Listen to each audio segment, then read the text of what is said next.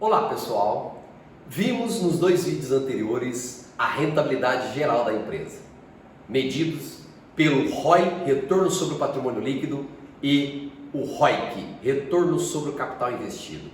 Na composição desses índices gerais, nós vimos que tem as margens operacionais e as margens líquidas. Veremos nesta aula as margens operacionais. Como são compostas? Como são formadas? O que analisar? E faremos um exercício de aplicação delas. A primeira margem é a margem bruta, logo após a margem operacional. Como são formadas? Veja vocês que as margens são índices fundamentalistas de rentabilidade e elas são formadas a partir das vendas da empresa. Por isso que se chamam índices de rentabilidade sobre as vendas. Partindo das vendas líquidas da empresa, o que são vendas líquidas? São vendas após a dedução dos impostos sobre essas vendas brutas. Aí você tem as vendas líquidas. Destas vendas líquidas, retira-se os custos operacionais. Estes custos operacionais podem ser custos de produção, custos de mercadoria e custos de serviço.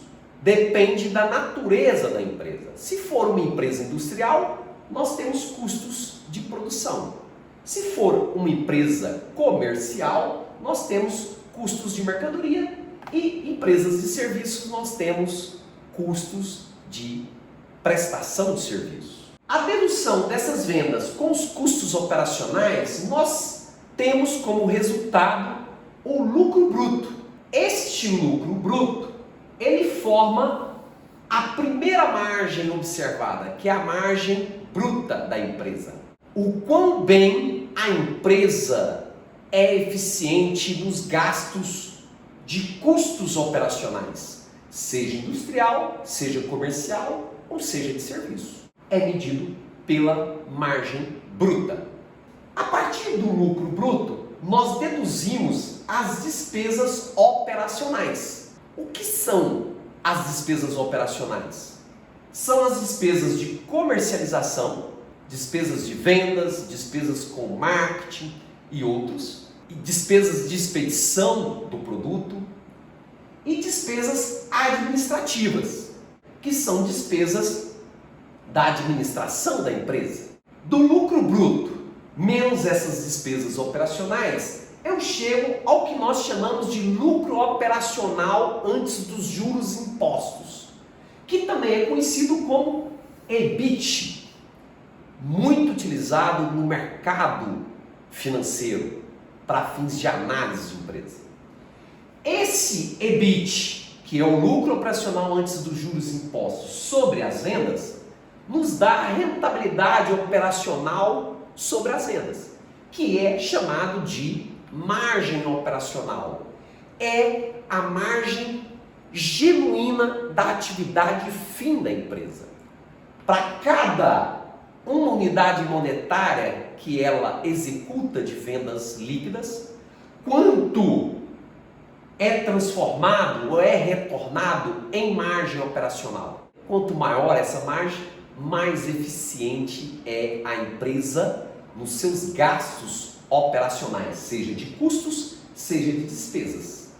Partindo desse lucro operacional, também conhecido como EBIT, nós retiramos o quê? O imposto de renda, e no Brasil tem a figura da contribuição social sobre o lucro, que é a CSSR.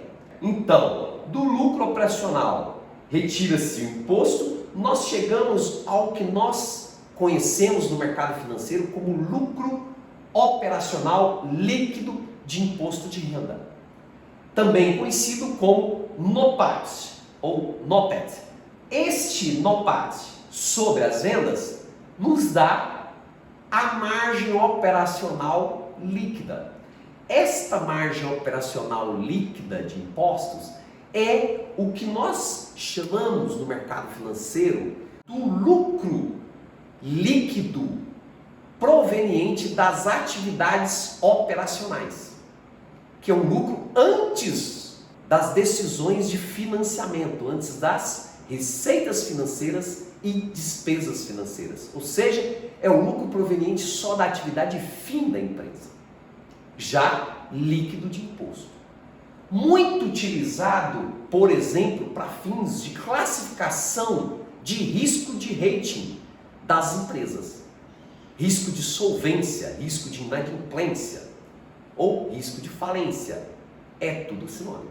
Fazendo um exercício na planilha que nós temos no Telegram, das 353 empresas que nós temos lá, se nós pegarmos somente as empresas que têm o EBIT positivo maior do que zero, para o último período de 12 meses, nós teremos apenas 232 empresas na amostra. Se nós ampliarmos isso para o período de 2019 também, essas 353 empresas caem para 226 empresas.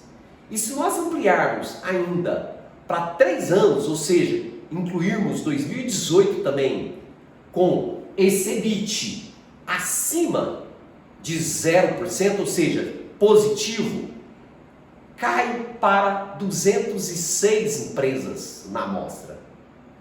E se nós ampliarmos ainda para 4 anos, ou seja, pegarmos 2017, cai para 187 empresas.